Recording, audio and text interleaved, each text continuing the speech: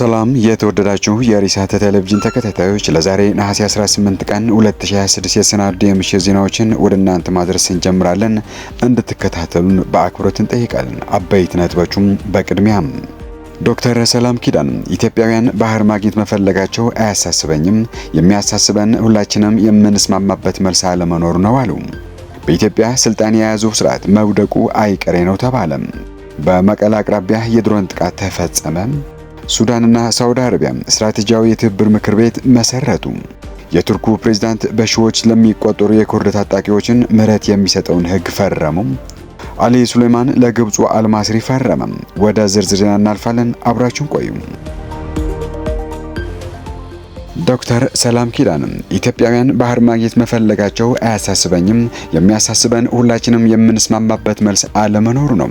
የኤርትራዊቷ የፖለቲካ ተቋሚ ዶክተር ሰላም ኪዳን ኢትዮጵያውያን ባህር ማግኘት መፈለጋቸው አያሳስበኝም፣ የሚያሳስበን ሁላችንም የምንስማማበት መልስ አለመኖሩ ነው ስትል ከሳተላይት ቴሌቪዥን ኤሪሳት ጋር ነሐሴ 17 ባደረገችው ቃለ መጠይቅ ገልጻለች። ዶክተር ሰላም ሶስት ትውልዶች በዚህ እኩል ባልሆነ የኃይል ፖለቲካ ምክንያት ዋጋ ከፍለዋል። ይህን የቆየ ግጭት ለአራተኛ ትውልድ ማስተላለፍ የለብንም ብላለች። ኢትዮጵያ ወደ ባህር በር የማግኘት ፍላጎት የተለመደ ነው። አጋሮች ሊኖሩን ቢችሉም እንደ የስርዓቱ ተቃዋሚዎች ግን ግልጽ የሆነ ስትራቴጂ የሂደት አቅጣጫ ባለመያዛችን ዋጋ እያስከፈለን ነው ብላለች።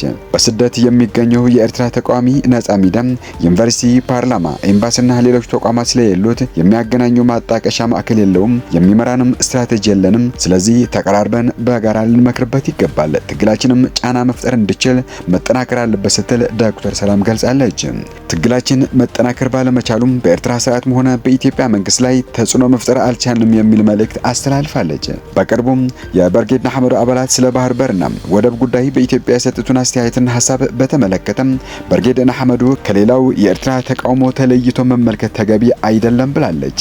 በርጌድ ንሓመዱ በወጣቶች የሚመራና ትግሉን የቀጠለ እንቅስቃሴ በመሆኑም ከቀድሞ ተቃውሞ ጋር መማከር አለበት፣ የኤርትራ እንቅስቃሴ አካል መሆን አለበት ስትል አስምራበታለች። የኢትዮጵያ ጥያቄም ሆነ ከኤርትራውያን የሚሰጠው መልስ አዲስ አይደለም። በመካከላችን ውይይትና መግባባት ባለመኖሩ ተደጋጋሚ ውድቀቶች አጋጥመዋል። ከኢትዮጵያ ጋር የሚደረገው ግንኙነትም አሁንም በጥናትና በጠንካራ ስትራቴጂ ላይ የተመሰረተ ምክክር መሆን አለበት ብላለች። ትግሉም ቀጣይነት ኑሮት ከቀድሞ ትግሎች ልምድ በመውሰድ መቀጠል ባለመቻሉ በየጊዜው ከዜሮ መጀመሩ ዋነኛው ችግር ነው ስትል አብራርታለች። ዶክተር ሰላም የችግሩ ምክንያቶች ብዙ ቢሆኑም ዋናው መልስ ትግላችን በማጠናከር የምናገኘው ነው ብላ እንደምታምን ገልጻለች። የባህር ጉዳይና የኤርትራ ኢትዮጵያ ግንኙነት የተቃውሞ ኃይሉ የስርዓቱን ኃይል የሚያጠናክር ነው የሚሰራውና እያደረገ ያለው የተቃውሞ ታሪካችንም ይህንኑ ያሳያል ብላለች። በማህበራዊና በፖለቲካው ደረጃ ሰዎችን በመከፋፈል በመጋጨት የሚደረገው አካሄድ እስካሁንም እንደቀጠለ በመጥቀስ ይህ የስርዓቱ አጀንዳ ስለሆነ ከእርስ በርስ ግጭትና መከፋፈል መጠንቀቅ እንዳለብን አስጠንቅቃለች። በኤርትራ ላይ ባህርን ማዕከል ያደረገ ፖሊሲ የለም። ስለዚህ ለኛ የሚያስብ ስርዓት የለም። ክልሉም እንደምናውቀው ነው። የባህሩ ስጋት ምን ነው ወደ አራተኛ ትውልድ ተላልፈዋል ስትል አብራርታለች። ከነጻነት በኋላ ጀምሮ ኢትዮጵያውያን የባህር ጥያቄያቸውን ማንሳታቸውን ቀጥለዋል። ይህም የአስተዳደሩን ድክመት የሚያመላክት ነው ብላለች። ዶክተር ሰላም በኤርትራ ያለው ስርዓት በውጥረትና በግጭት ውስጥ ስለሚኖር ችግሩ እንደተፈጠረ ገልጻ በአሁኑ ጊዜም ነገሩ ተሽጧል ወይስ ተከራይቷል እንኳን አናውቅም፣ የኤርትራን ጉዳይ ለማወቅ አስቸጋሪ ነው ብላለች። ኢትዮጵያውያን መንግስት ሀገርና ህዝብ እንደ አንድ አካል የሚያይበት አቋም እያሳዩ ነው። ይህም የኃይል አለመመጣጠን እንዳለ ያሳያል ስትል ገልጻለች። በርጌድ ንሓመዱም የወጣቶች እንቅስቃሴ በመሆኑ ገና ያልጠነከረ እንቅስቃሴ እንደመሆኑ ከቀድሞ ልምዶች መማር አለበት። ደካማ እንቅስቃሴዎችን ይዞ ይህ ችግር አይፈታም ብላለች። ያለንን ባህር ሽጠነው ይሁን አከራይተነው የመጠቀም መብት አለን ያለችው ዶክተር ሰላም ስምምነት ማድረግ ግን አስፈላጊ መሆኑን አስምራበታለች።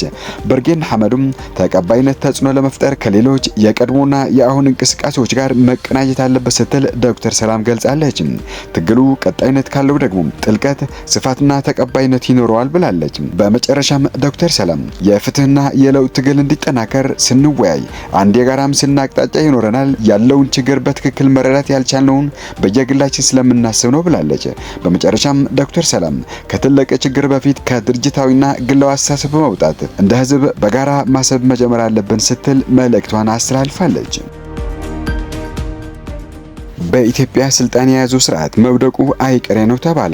የቀድሞ ታዋቂ ፖለቲከኛና የሲቪል ማህበረሰብ ተሟጋች አንዳርጋቸው ጽጌ በናይሮቢ በተካሄደ የውይይት መድረክ ላይ ባደረጉት ንግግር ኢትዮጵያን ጨምሮ በቀንድ አፍሪካ ያሉ ልሂቃን ሰላም፣ ፍትህና ብልጽግና ለማምጣት ሙሉ በሙሉ ስኬታማ እንዳልሆኑ ገልጿል።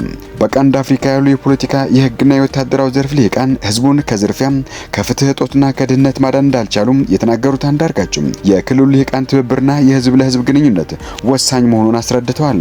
አንዳርጋቸው እንደገለጹት የኤርትራና የትግራይ ወጣቶች በድንበር አካባቢ ካሉ ማህበረሰቦች ጋር በመተባበር ሰላምን ለማስፈን የጀመሩት እንቅስቃሴ በክልሉ ያለውን ችግር ለመፍታት ትልቅ መንገድ የሚያሳይ ነው።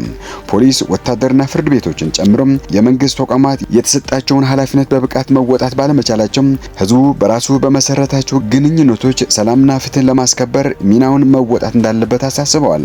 በህዝቦች መካከል ማንኛውም አይነት ጥላቻና ግጭት እንደሌለ የጠቀሱት አንዳርጋቸው የግጭቱ ምንጭ ልሂቃኑ መሆናቸውን ገልጸው ህዝቡ ከተደራጀ መሪዎችን መቆጣጠርና በተገቢ መስመር ማስያዝ እንደሚችል ተናግረዋል።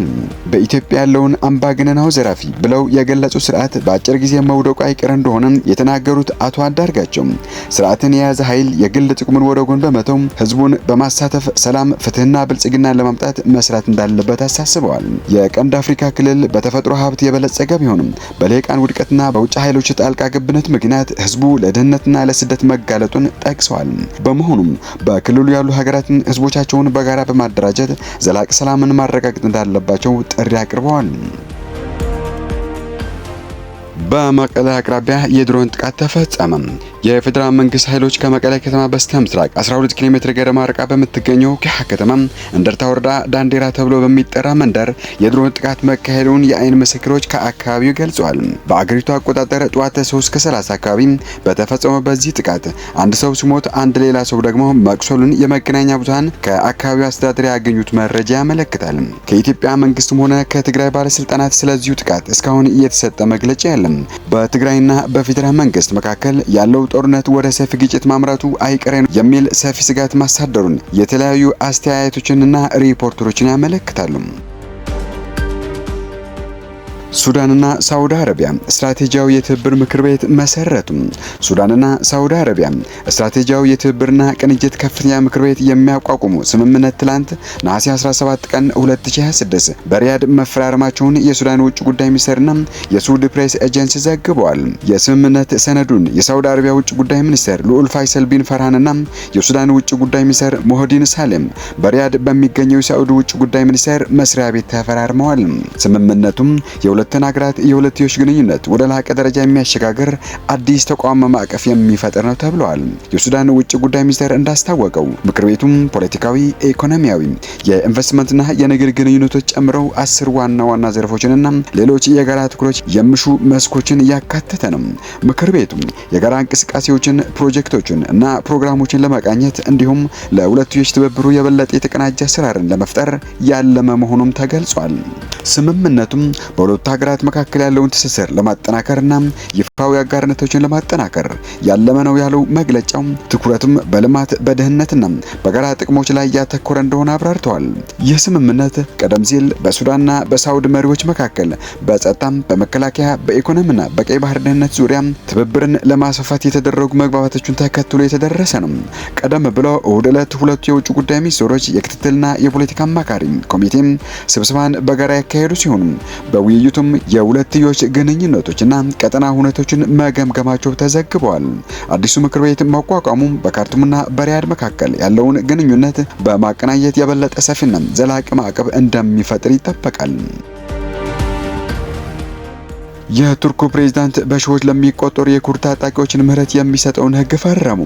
የኤርዶሃን ከኩርዲስታን ሰራተኞች ፓርቲ ፒኬኬ ጋር የሚደረገው የሰላም ጥረት አካል የሆነውን ህግ ተግባራዊ የሚሆነው በቅድመ ሁኔታ ላይ ተመስርቶ ነው። ፕሬዝዳንቱ የፈረሙት ህጉ ዛሬ ማክሰኞ ነሐሴ 18 ቀን በሀገሪቱ መንግስታዊ ጋዜጣ ላይ የታተመ ሲሆን ገቢራዊ የሚደረገው ግን የቱርክ ብሔራዊ ደህንነት ምክር ቤት ቡድኑ ሙሉ በሙሉ መበተኑና ትጥቅ መፍታቱን ሲያረጋግጥ ብቻ ነው ተብሏል። የሀገሪቱ ፓርላማ ፓርላማ ባለፈው ሳምንት ረቂቅ ሕጉን በከፍተኛ ድምጽ አጽድቆታል። ሕጉ በተፈረደባቸው የፒኬኬ አባላት ላይ የተወሰኑ የእስራት ቅጣቶችን ያነሳ ሲሆን በሌሎች ላይ ደግሞ እንደ ወንጀሉ ክብደት እየታየ የሚካሄዱ ምርመራዎችና ችሎቶችን ከ5 እስከ 10 ዓመታት ያራዝማል። በዚህም በእነዚህ ጊዜያት ውስጥ ግለሰቦቹ ድጋሚ ወንጀል ካልፈጸሙ ባለስልጣናቱ የተመሰረቱባቸውን ክሶች ያቋርጡላቸዋል። ፕሬዝዳንት ኤርዶዋን ዛሬም በይፋ የፈረሙት ሕጉ የቡድኑን ትጥቅ የመፍታት ሂደት የሚቆጣጠር ኮሚቴ የሚያቋቁም ሲሆን የመጀመሪያው ስብሰባ በሚቀጥለው ሳምንት እንደሚካሄድ ይጠበቃል።